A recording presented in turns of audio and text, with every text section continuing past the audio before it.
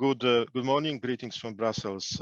First, why the EU is helping Ukraine in this question of energy efficiency of buildings? In general, if you can see experience of the EU, buildings use something like 40% of all energy that is consumed. In Ukraine, it is very similar, most likely, except they consume probably 3 times more than buildings in neighboring EU countries with similar climatic conditions. There is a lot of energy which is being wasted in Ukraine, especially in buildings. So in a way, you could say that saving energy in buildings could make a huge difference to even not only energy security of country of Ukraine, but also help Ukrainian citizens save money so that they could have something more in their pockets to spend on something more useful than just heating the street. In general, I would say that if Ukraine could save, could improve energy performance of buildings to the level of neighboring EU countries like Poland or Slovakia, perhaps it would not have to import any gas from anybody. It would have enough of its own gas.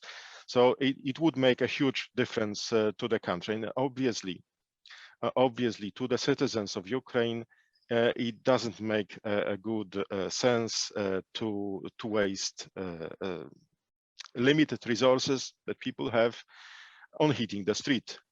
So here I think it's quite clear. And with the reforms that has started to happen after Maidan, the prices of energy started to grow in order to reflect the real cost. This is the normal way. But to reduce the payments that people have to pay for energy, the best and most sustainable way is to improve energy performance of the buildings, to renovate these buildings. And in Ukraine, many of these buildings have not been renovated for many years. So, so why the EU is also helping here with the Energy Efficiency Fund? And I had sometimes people in Ukraine talking about this fund like a good project. I disagree that actually it is not a project. It is a far-reaching reform. Projects normally finish when the initial support is over, while the Energy Efficiency Fund that was established with huge help from the EU, from Germany, that's 104 million euros from the EU, 20 million from Germany. Ukrainian state budget is contributing, so it's a huge initiative. But it's not just a project, because it has been established to last, to function for many years. Renovations of buildings can take 40, maybe even 50 years. So the institution that has been created, it has been established in such a way so that it could function over many governments. It was established under the previous political conditions in Ukraine. Now it's a new government. It is designed to last for many governments to come in the future. So this is how it has been designed. Something also what is important is that it has been embedded as part of a huge set of reforms. It is interlinked with so many issues, with the decentralization reform, because the fund is functioning in cooperation with municipalities who provide top-up support to homeowners associations to renovate the buildings. It is integral part of the housing reform, with building up a system of self-aware owners. It's almost like building bottom-up. All democracy is bottom-up, but it's building democracy at the bottom level. It's supporting not only by providing funding, it is supporting Ukraine with this initiative by mobilizing quite a lot of resources, human resources, experts, experience, know-how. And the fund, Energy Efficiency Fund of Ukraine, has been designed based on experience of many similar funds that were established in other countries like Poland, Czech Republic, Lithuania, Croatia. So we used this experience, and I have to say that so far the performance of the Energy Efficiency Fund in Ukraine has been probably better, not probably, has been better than in the first year of operation of similar funds like in Poland, in Croatia, in Lithuania. So I think this is already a signal of success. Krzysztof has already outlined the main reforms which are connected to the Energy Efficiency Fund. So if you just let me summarize, that's energy efficiency, it's decentralization, good governance, civil society, and housing. So what's also very important is to say that this reform is being implemented at very different governance levels.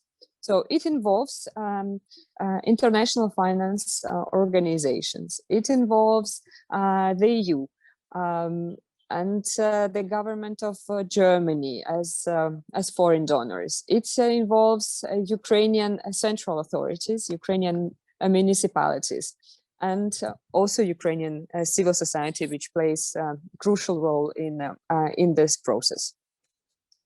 So what is also very much unique to this reform, that it's not only a project in itself, it's not a reform in itself. It allows to transform the Ukrainian markets.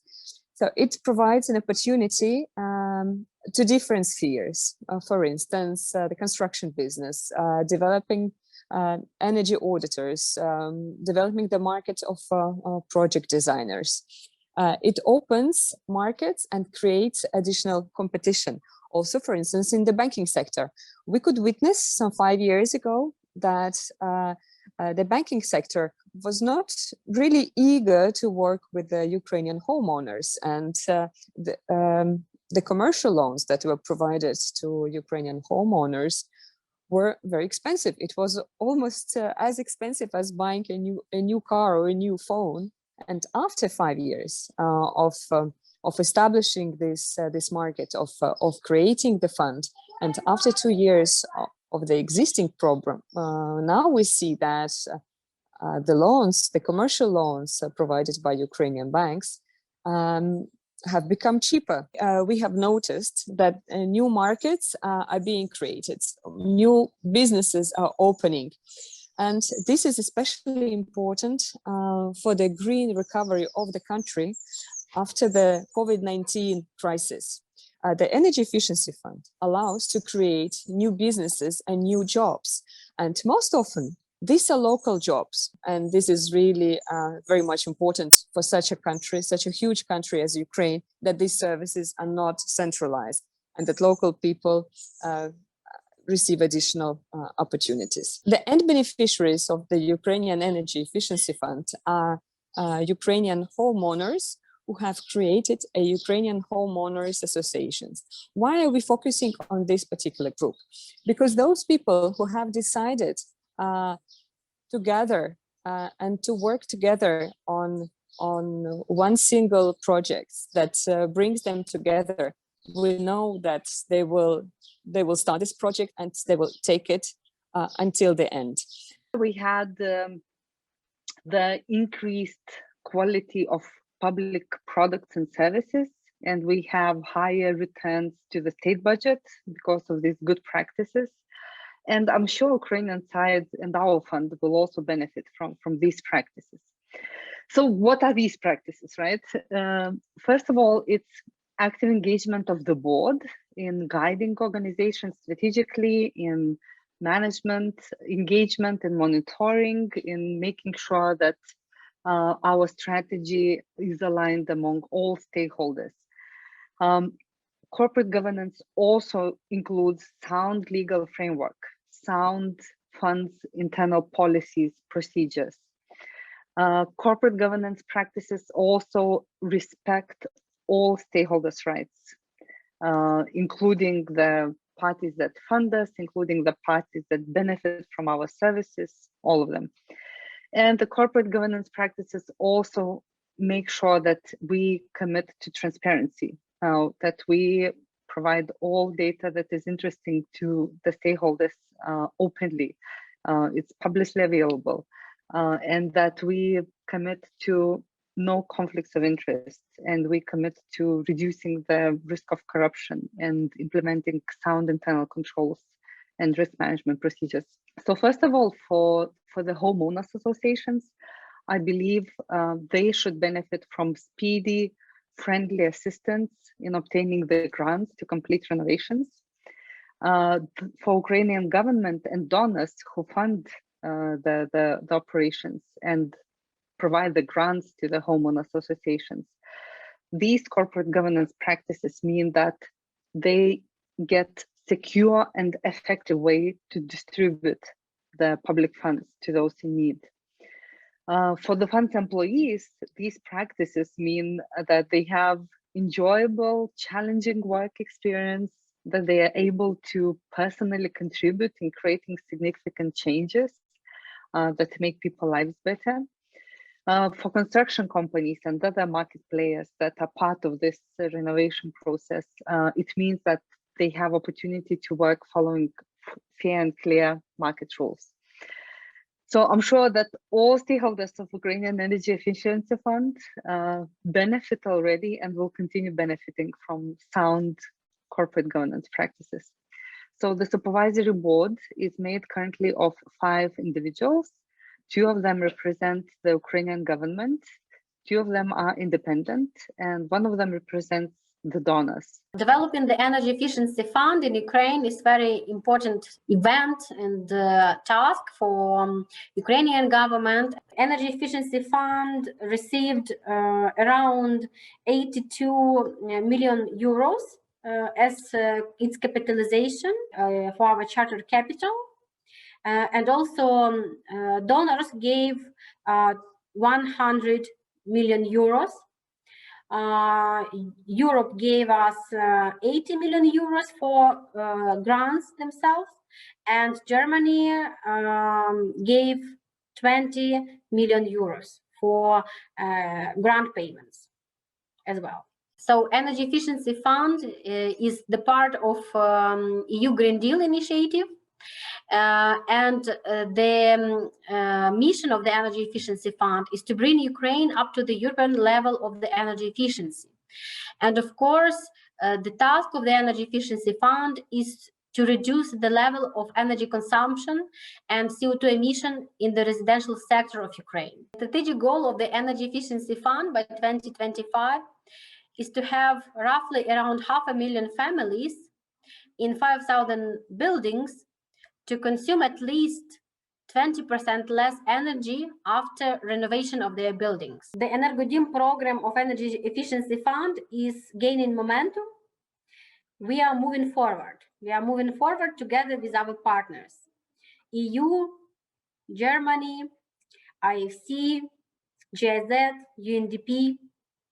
I'm very thankful for all our partners for their support in establishing Energy Efficiency Fund and all support and expertise which we receive all the time.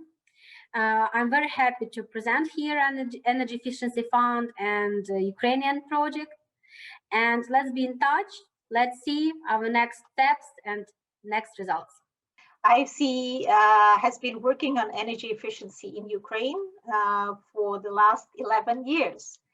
And essentially, we are instrumental to the adoption of several laws, of which the most important one is the Law on Energy Efficiency Fund, which we helped to the government to introduce together with the government of Switzerland and the EU, paving way to the creation of this Greenfield project, novel instrument, which is Energy Efficiency Fund. I'm proud to report that our team helped the government of Ukraine to design, test, and launch Ukraine Energy Efficiency Fund in the record 9 months. And since this is essentially a greenfield operation, our team continues providing advice to the fund, help it optimize the operation based on best practices in relevant risk management and corporate governance.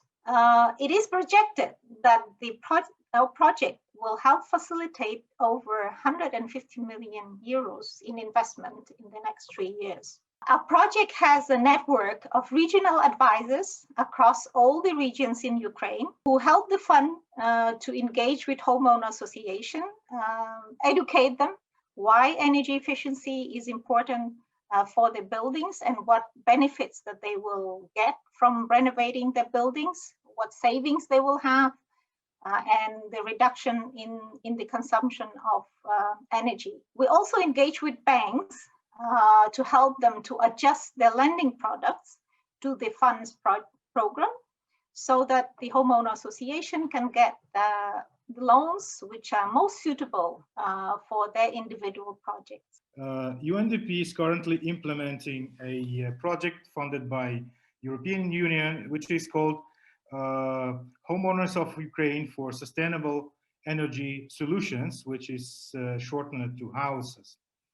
The HOUSES project, program-wise, is a part of EU for Energy Efficiency program, which is supported and funded by EU, and this project in particular is implemented by United Nations Development Program in Ukraine. So we work in close cooperation with the government of Ukraine, first of all, with the Ministry for Communities and Territories Development and the Energy Efficiency Fund established by Ukrainian government, and of course in close cooperation and collaboration with other partners like IFC, like GIZ, and many other stakeholders, including our partners in the regions at oblast and municipal level. We are cooperating with more than 300 municipalities and also support ongoing dialogue between the Energy Efficiency Fund and local authorities, as well as establishing good cooperation and basis for cooperation at local level in the energy efficiency area. UNDP's HOUSES project supports creation and capacity building for so-called homeowners associations across whole Ukraine. We do it through our regional network of coordinators who are present in every oblast of Ukraine, who provide support to the groups of homeowners who are willing to establish their homeowners associations, and actually supporting the newly established and existing homeowners association in building their capacity to come with energy efficiency measures, actions, and eventually get them supported and funded from various sources, first and foremost from the Energy Efficiency Fund under its grant program. So we work closely with homeowners associations, promoting the programs of Energy Efficiency Fund and making them, linking them with the Energy Efficiency Fund, and also with our colleagues from other organizations like IFC, supporting them on the way to Energy Efficiency Fund.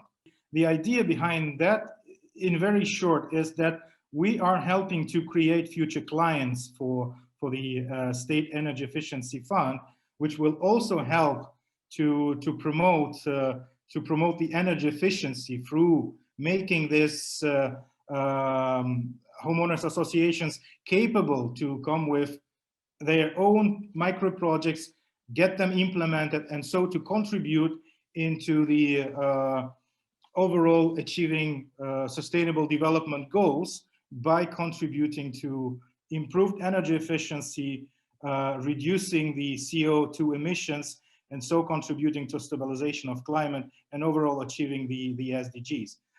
Why it is important? Because this is a way to promote the responsible ownership. Through this approach, when we unite the homeowners in the homeowners associations, so-called OSBB, we help them to become capable to, first of all, implement their actions, to think about joint actions, to implement their projects, and eventually become responsible owners and real change makers. Those who are driving the change, those who are coming with new initiatives and get them implemented. What we do is we provide trainings for the management and trainings for the technical experts at the fund so that they can fulfill their roles and their tasks. We saw recently that, of course, also digitalization is a very important topic, and also there's a high demand that the EEF becomes more energy efficient, more digital.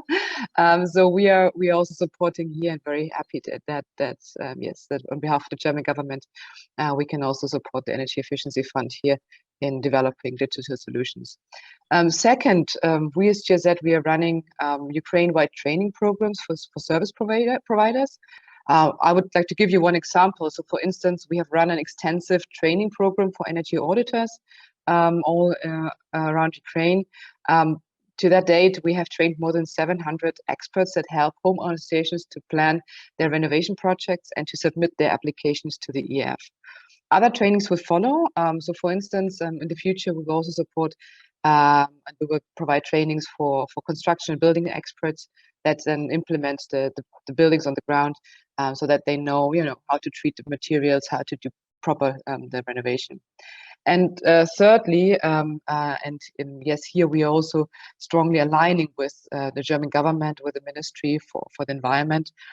We support the Energy Efficiency Fund to explore new strategic directions and to develop new support programs for the EEF. So Germany has always been an advocate for large-scale renovation, and together with the EEF, we are exploring options on how to speed up and how to bring renovations at scale.